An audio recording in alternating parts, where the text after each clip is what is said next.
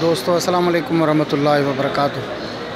ये दोस्तों expo centre में किताबन जो मेलो लगो है ॾिसो मथा खां हेठि बुक स्टॉल आहिनि जेके नज़र पिया अचनि तव्हांखे,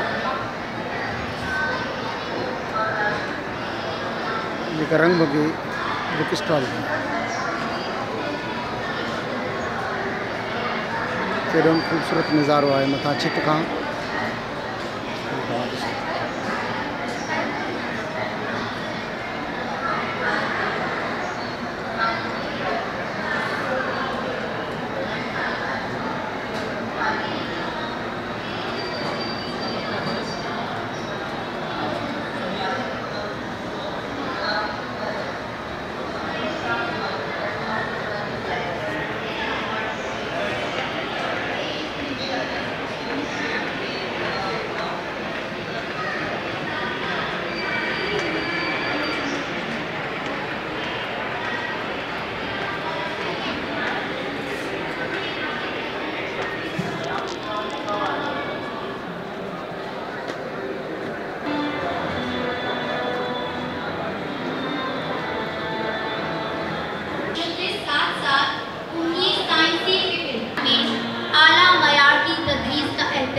किया गया है।